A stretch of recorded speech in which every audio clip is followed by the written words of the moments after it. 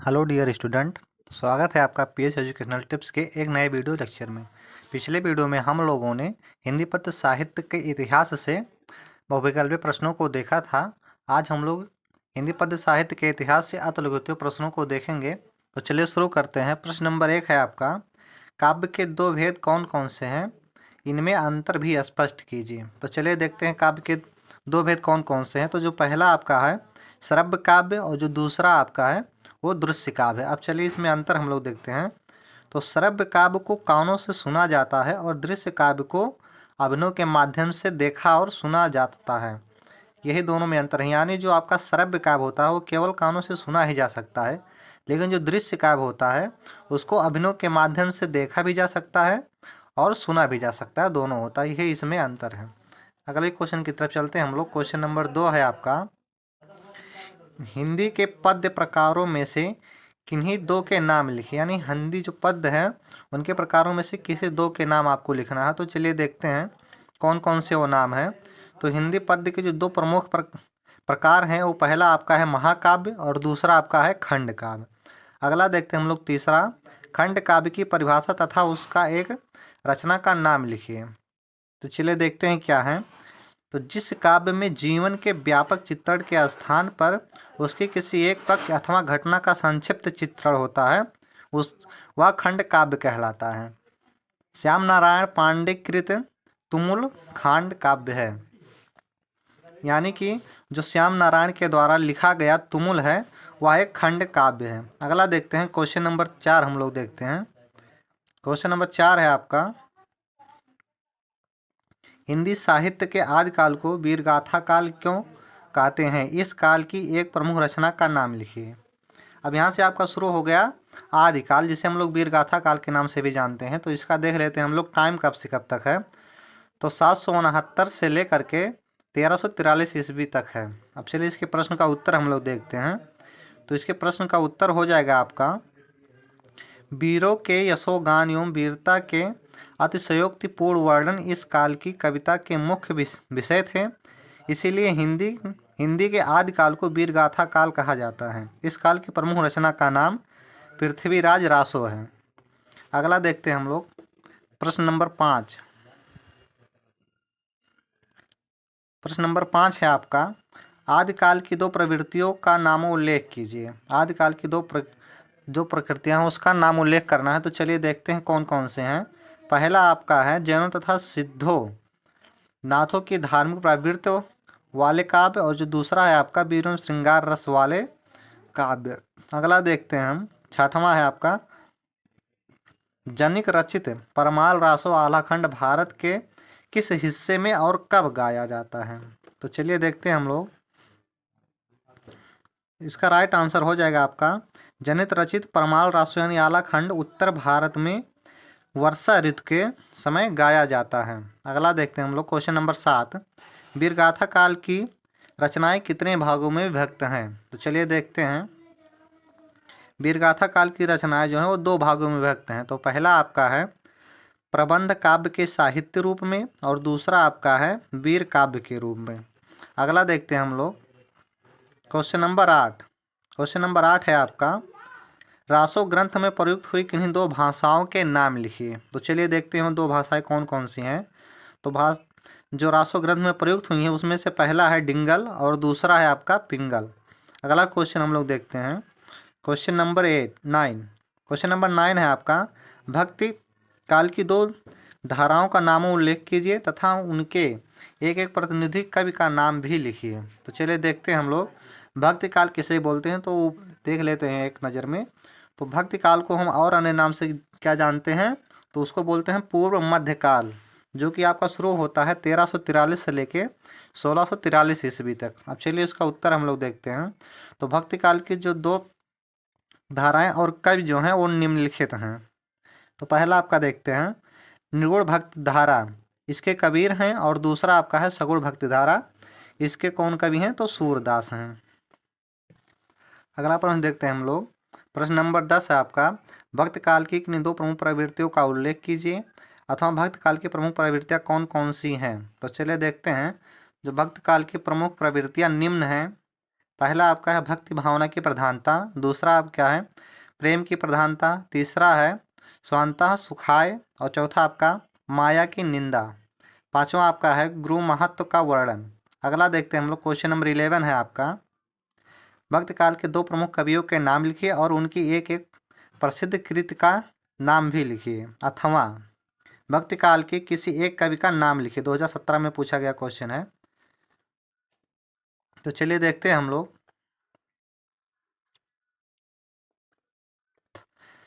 तो भक्ति काल के दो प्रमुख कवि हैं जो निम्न है। पहला आपका है सूरदास, उनका रचना सूर सागर। दूसरा आपका है तुलसीदास, इन्होंने लिखा है रामचरित मानस। अगला देखते हैं हम लोग, क्वेश्चन नंबर 12, गीतावली के कवि का नाम लिखिए। तो जो गीतावली के कवि हैं वो हैं आपके तुलसीदास। अगला देखते हैं हम लोग, निर्गुण धारा के दो कवियों का नाम लिखिए। तो पहले आपके हैं कबीरदास, दूसरे आपके हैं मालिक मोहम्मद जैसी। अगला क्वेश्चन हम लोग देखते हैं, क्वेश्चन नंबर है आपका 14 क्वेश्चन नंबर है आपका, रीत काल का सामान्य परिचय दीजिए। तो पहले हम लोग देख लेते हैं, रीत काल को उत्तर मध्य काल भी कहा जाता है, जो 1643 से 1868 ईस्वी तक चला है। तो चलिए देखते हैं रीत काल का परिचय हम लोग। तो हिंदी साहित्य में 1643 से 1868 ईस्वी तक के काल को रीत काल कहा जाता है। इस काल में श्रृंगार प्रधान काव्य और लक्षण ग्रंथ की रचना हुई। उसके बाद में एक विशिष्ट रीत के अनुसार ग्रंथ रचने की प्रवृत्ति के कारण इसे रीत काल के नाम से भी जाना जाता है। अगला क्वेश्चन हम लोग हैं, क्वेश्चन नंबर 15 जो है ये आपका मोस्ट इंपॉर्टेंट क्वेश्चन है। देखिए 2018 में पूछा गया, 17 में, फिर 17 में, फिर 16, 18, फिर यहाँ 20 में, 17, 18, 15, 14, 13, 12, 10, 19, 22, 20, 19 अथवा करके पूछा गया है। तो चलिए क्वेश्चन देखते हैं क्या है आपका, रीत काल की सामान्य विशेषताओं और प्रवृत्तियों का उल्लेख कीजिए।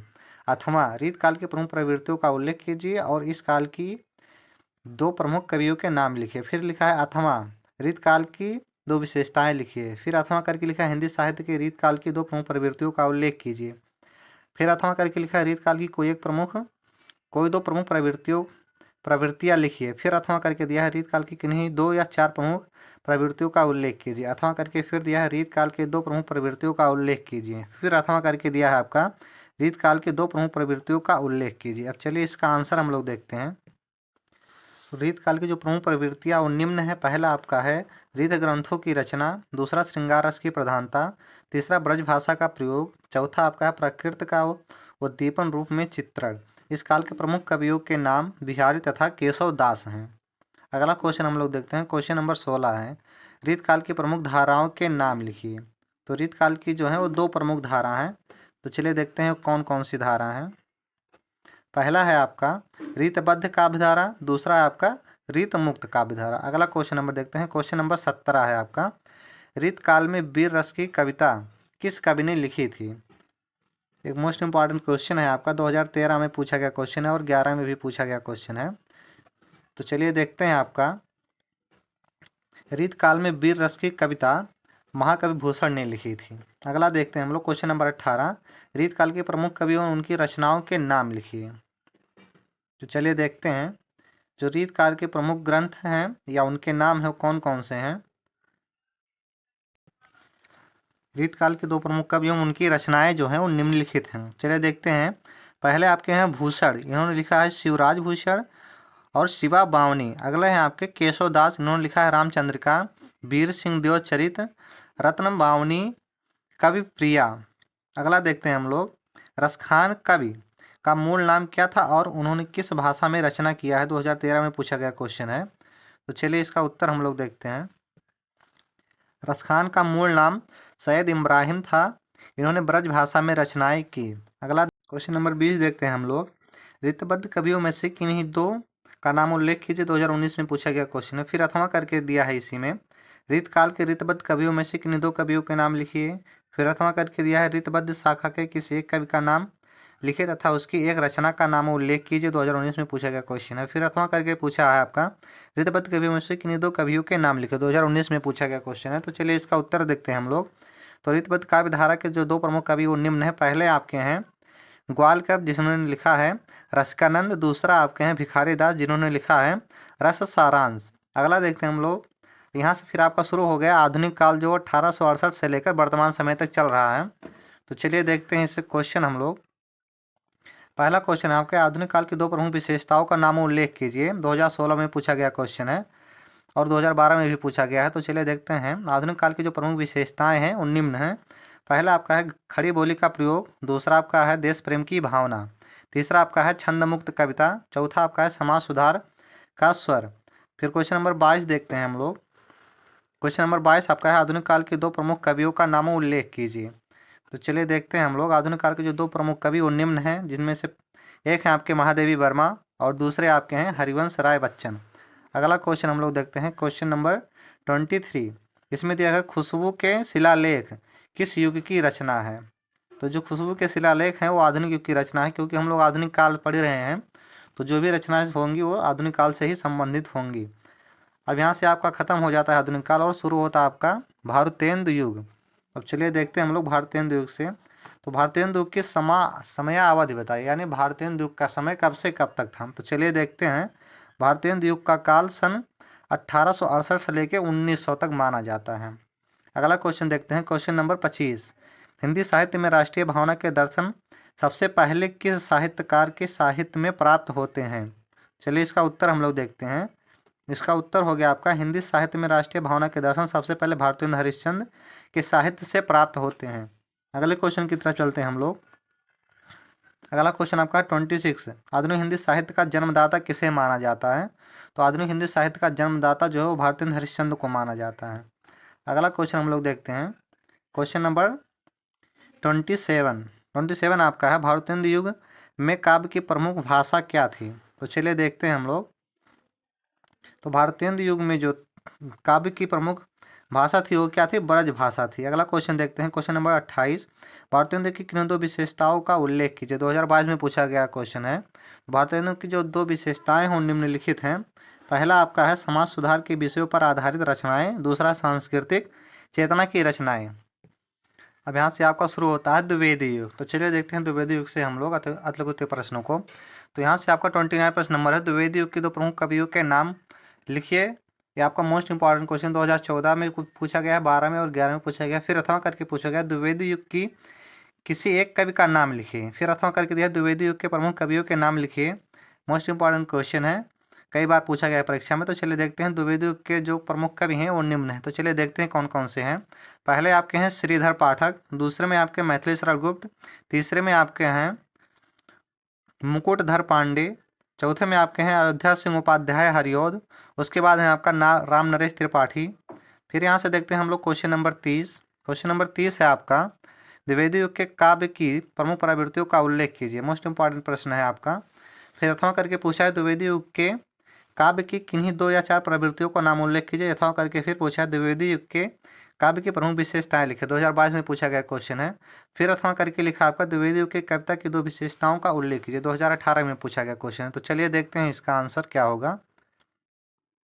तो द्विवेदी युग के काव्य की प्रमुख प्रवृत्तियां विशेषताएं निम्नलिखित हैं। तो पहला आपका है राष्ट्रीय भावना या राष्ट्र प्रेम, दूसरा आपका बाय आडंबर कुरीतियों तथा रूढ़ियों का विरोध, तीसरा आपका है मनुष्यता की भावना, चौथा आपका है श्रृंगार के स्थान पर आदर्शवाद, अगला आपका है नारी उत्कर्ष, इसके बाद है फिर प्राकृतिक चित्रण, फिर अगला दिया गया है इतर वित्रात्मक अर्थात वस्तु वर्णन या आख्यान की प्रधानता, अगला आपका है स्वच्छंदतावाद व भाषा संचार।